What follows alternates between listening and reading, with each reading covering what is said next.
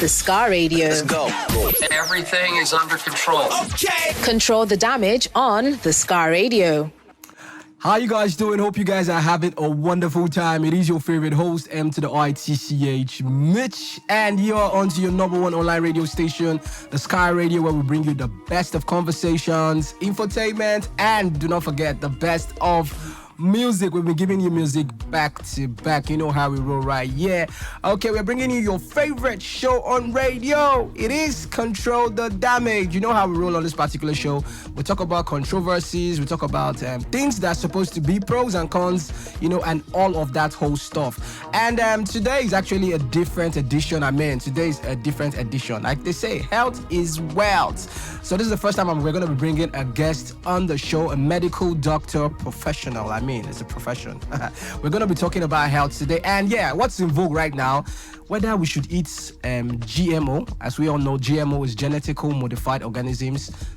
Those sort of foods, are they safe for the body and all of that? So we're going to be talking about this on today's edition. Before we go on a quick break, we have to do a little introduction of our guest. He calls himself Dr. Ijewere. Dr. Ijewere, sorry. He's a medical doctor. Please give us a little introduction about yourself. Dr. Patrick Ijewere. Privileged to have parents who are very focused on knowledge and learning. I have a first degree in chemistry from George Washington University, Washington, D.C. A bachelor's in pharmacy from Howard University, Washington, D.C. For my medical doctorate degree, also from Howard University, Washington, D.C. Then privileged to go to Johns Hopkins in Baltimore to do a specialty training in internal medicine. Beyond that, did an executive MBA at University of South Florida in Tampa, Florida. Came back home in 2008 to work in this space, and wow, it's quite a thrill. Glad I came back. A challenging environment. It's a beautiful place to be, in spite of all the challenges we have. You see, say we know small for this station. Okay, you just had Dr. Ijewere. He just gave a little introduction about himself. We're going on a quick music break. When we come back, we are delving into the topic of today. It is GMO foods. Is it safe or not? We'll be right back. The Scar Radio. Let's go. Welcome back. You just had Born Winner from my homeboy Bonabo. You all know how it is. It is your favorite show, Control the Damage. We're here to talk about GMO foods, its safety, if it's safe or if it's not. And I'm very grateful today that our doctor is actually from the States. You know, we've had a lot of controversies on the internet about on this particular issue. I'm actually following because I love food. I don't play with my stomach. So I've been seeing some things about Bill Gates bringing it down to this place. I don't know how true this is. You know, conspiracy theories and all of that we've gotten. There was someone on the internet that has been pushing this whole health and well-being. A pro doctor and all of that. And he was being dragged for this whole GMO thingy. So we brought Dr. Ijewere here to come and tell us. And I'm grateful to God he's coming from that other side. So he's going to come and tell us, are GMO foods safe? What do you feel about it? I'll give you the short answer, then the long answer. Short answer, absolutely not. And I'll give you several perspectives. Post-training, working in the US, we did a lot of health conditions, from cancer to diabetes to high blood pressure and asthma. One thing to note is that the food we were eating began to show up as a recurrent decimal as to problems we're seeing in our clients. And we noted when we take clients off these GMO and other synthetic foods, their health improves.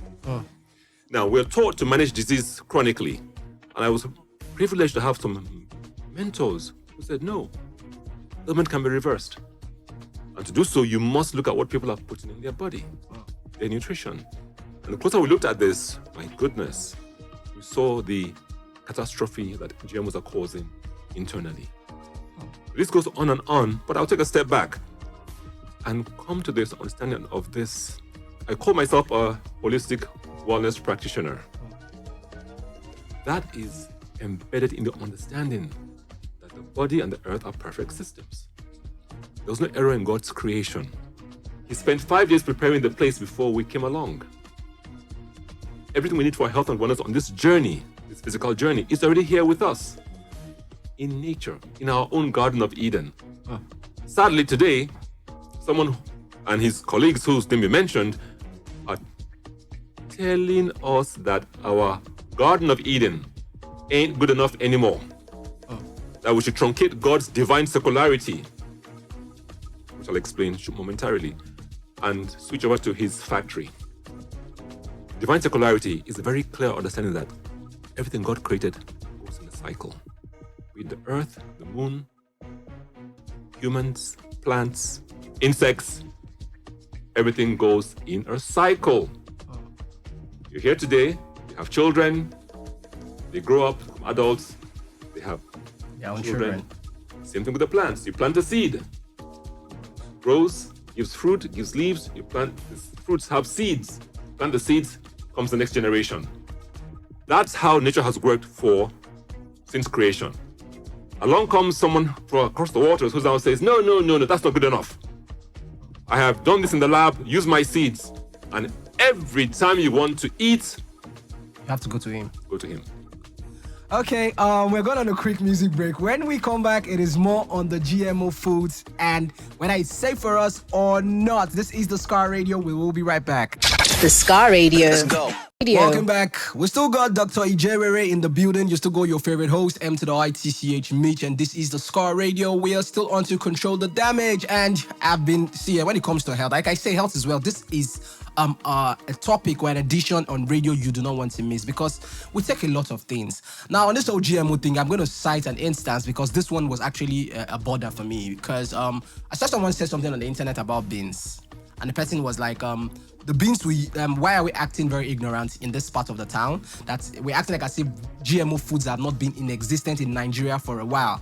That the beans we used to eat back then, if you notice the beans we used to eat back then, there were lots of weevils. I mean, it was a problem. You needed to spread your beans outside for these weevils to go. But these days, you just buy your beans and your beans is looking very fresh and sexy, and we don't see these things again. So I'm going to bring this to you. What do you feel about this particular thing? That's one. And secondly, how can we spot a GMO food? Because we don't even, these days now, people are talking about whether we should label them or not. So how do we spot this? All right, so 3 issues here. Let's start with the one about the beans. I love to give this scenario. You go to the market and the 2 sellers selling beans. One has the beans that has, not quite, it's not uniform in shape, different shapes, and there's weevils in it, little holes. Yeah. The other bowl of beans, totally neat, uniform color, uniform shape and size. Which one will you buy? If I say I'll go for that uniform one, I'll go for the neat one. Obviously. Most people go for the neat one. Yeah. Which one has life within it? Okay, the ones with the weevil. Exactly. That's where you want to go. The one without the weevils very likely has gone through some kind of adulteration. Either they've put in some insecticide, pesticide, herbicide, something to kill the weevils and keep them away. The weevils are smart. This is dead. This is life. They go where life is. Now, we look at the GMOs. You have the pest-resistant GMO products where, let's just copy our discussion point. It's been altered genetically to have a gene that produces something called Bacillus thuringiensis. It's a gene from a particular microbe that repels insects. And so we've taken that gene and put it into corn. Was I think one of the first ones that had it in the US, BT corn. Now we have BT cowpea, also called now we call it teller maize. We have BT cowpea. Essentially what it does is when the insect eats that beans, the gene gets into the genetics of that insect. And now genes release a protein or make a protein internally that kills the insect. Yeah. In other words, that beans is technically a pesticide. The beans we eat. The GMO beans, that's the BT corn, the BT cowpea beans. And people are eating technically it. a pesticide. People do not know. Oh. I think you asked earlier that the cowpea was authorized for commercial production in Nigeria 2019. We're in 2025 now. Chances are before that, people were maybe bringing it in quietly. We know there were some field tests carried out by the federal government. As far back as 2014, 2015, remember NAFDAC is our gatekeeper for food. And so NAFDAC should have been the one to really assess GMOs. Yes or no, do we bring it in? But NAFDAC is very clear that the criteria for food, there's criteria for pesticide. GMO BT corn, BT cowpea is a pesticide seed. In fact, don't even call it a seed. It's a pesticide, period. It produces stuff that would kill the insects. And so the government went through the back door quietly and created a new organization, Nigerian Biotechnology Management Agency, which was more or less designed to rubber stamp GMO coming into Nigeria. There's issues about the funding of those that agency. There's also a second agency that was created about the same time, done literally in the clandestine time of the Jonathan administration. The other question. Yeah, I was asking the labeling. How do we spot a GMO food and a non-GMO food? Overall, it's a bit difficult, but sometimes from taste, you can tell that this has been altered. Whether it's GMO altered or it's been hybrid altered, may be difficult to tell. Labeling, yes, sounds like a good thing to do. It should be thorough labeling, right from the soil. Yeah. Whatever you put in the soil, label it. If the seed is GMO, label it. And let's know what kind of GMO seed it is. Is it BT or is it some other gene put in there? Let's know all the genes you have altered in that cowpea or in that corn. If it's sprayed going to market, sprayed at the market like with Sniper or with what's your popular one? Starts with a C. It should be labeled. But the truth is now, when you go and buy puff puff at Mama at the corner, and the oil she has used is oil from GMO corn, we should tell you that the oil is GMO oil. Obviously not. So labeling has its massive limitations in our milieu. That's all.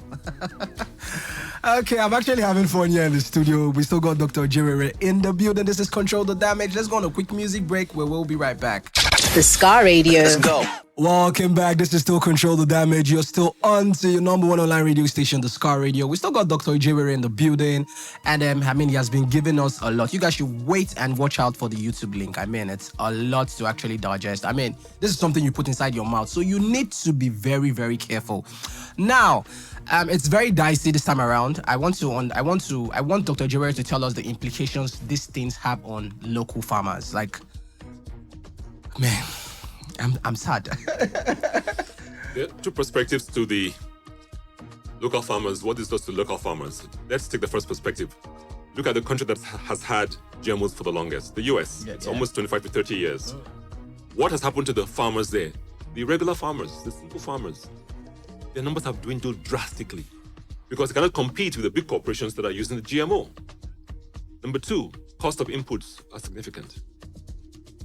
Number three, the damage GMO does to your soil, to your environment, creates a catastrophe that the single farmer, even a small farming community, has difficulty keeping up with. And sadly to say, there's been tons of lawsuits now where farmers who did not plant GMO but had that patented seed found in their fields have been sued successfully for infringement of patents. Fortunately, there's a country in the UK that did the reverse. So in the EU that did the reverse, and it warned farmers: if you plant GMO and it cross-contaminates a non-GMO field, like an organic field, you'll be dealt with huge fine. Let me cut you short before we go on a quick music break. I wanted to understand, why are these things rejected in a couple of countries? You mentioned the EU, so I'm going back to the Russians, the Germans. And why are our regulatory bodies accepting this thing? They are very clear. Population minimization, what's going on? They know the health impact of GMO, the environmental pollution caused by GMO, the cross-field pollution caused by GMO. They understand its waterway contamination, and worst of all, they know what it does to the air. Guys, when you plant GMO, they tell you don't need pesticide or you need very little. Hogwash. The two major countries who plant GMO, the US and Brazil, just go online. It's very clearly stated. Brazil in the last 10 years has increased pesticide use by 700%, dominated by soybeans, GMO soybeans. So if you're going to use GMO, expect you're going to use pesticides. GMOs affect all those who consume it, even the animals that consume it. Put GMO and non-GMO before a cow to eat non-GMO. Cow sense, horse sense, insect sense. Number two, all those things you have to apply for GMO, come on, they go into the waterway, they go into the soil. plus the GMO pollen, the wind will blow it. The birds will carry it into fields across, to cross-pollinate fields that are non-GMO. And this is dangerous. Absolutely, because that would damage the non-GMO fields that are adjacent. They say, well, it's only about a 60-kilometer or 60-mile limit. Hogwash. It may be 60 miles or this season. By next season, it's another 60. How fast does the wind blow? My goodness, there's too much deception in this GMO game. One of the worst ones is allow me to talk about this thing called yield. Okay. They say, higher yield of farmers will do much better. Guys, use common sense. If I use my original heirloom God-given seed, I plant it now. Let's say that seed gives me 5 bushels of corn. I take 1 bushel, I replant next season, another 5 bushels. Next season, another 5. 5, 25, 125, 625, and goes on and on. I plant GMO. Let's say it gives me 10 bushels. 10 and done. So what happens next? I have to go and buy seeds. And replant. Okay. That's the limited yield. Whereas my natural God-given seed is infinity. Okay. All these things the West knows, Russia knows, the EU countries know. No. That's why they don't want GMO in their place. Okay, you just heard from Dr. Ijewere. We are going on a quick short break. When we come back, we'll try and wrap up the show. I hope you guys have been following. I hope you guys have been learning, because I want to say something before I go on a quick music break. I ate watermelon 3 days ago, and it wasn't tasting like watermelon. We're coming back to that. We'll be right back. The Scar Radio. Let's go. Welcome back. This is still your favorite host, M to the ITCH, Mitch. And they say health is wealth. I still got Dr. Ijewere in the building. We are wrapping up the show in a bit. And Dr. Ijewere has passed a lot of information. I think I am a little bit clearer. There's a little bit clarity than what I had before. And I want him to tell us, what are your final words, on this GMO issue? From 3 perspectives. First, if we can make this a social, political issue, let's do so. This is the future of not just Nigeria, Africa. Because the GMO folks are coming in through the back doors with intensity. Not just their so-called science, but let's say with liquidity. Guys, individually, communities start to plant our original heirloom native seeds. Whether it's ginger, corn, get farmers who will plant our organic, our natural seeds in the villages, buy from them, ship it to Lagos. Today in the US, you have shops like Trader Joe's and Whole Foods, not to sell their brand, that carry organic foods and support organic farmers. We need to build such a consortium, such a network here in Nigeria. We need to push this issue and push this GMO out. We must draw the line in the sand and say, nope, Africa, we've done well for thousands of years, long before the Europeans came out of their ancient, what they were before. You know that when they first came to Africa, they were told that what they saw in Africa were much more developed than Europe. Yeah. Our seeds have served us for generations. Our ancestors have used these seeds and improved them in natural ways to the point where some of the best crops in the world today come out of Nigeria. Talk about ginger, about turmeric, the others. My goodness. We are blessed with awesome soil. We farm less than 5% of our land area. There's plenty land to farm. We don't need GMO. We don't need that technology. Please, return to sender. Okay, you've heard from Dr. Ijewere. He said, return to sender. Dr. Ijewere, do you have like a handle or where people can follow you on social media? At Dr. Dr. Patrick Ijewere, Ijewere. At Dr. Patrick Ijewere. Simple and short. Okay, you have come to the end of today's show. Health is wealth. Please, I hope you guys have enjoyed yourself here with us here on the station. We've had a lot of fun here in the studio, a lot of information. Like I said, it is infotainment. You can follow us at the Scar Radio at TheScarRadio. The website is still www.thescarradio.com. Follow me on my social media platform at SMALL_M to the ITCH. Mitch. Okay, we've come to the end of today's show. Please remember to drink water and mind your business. Bye for now. The Scar Radio.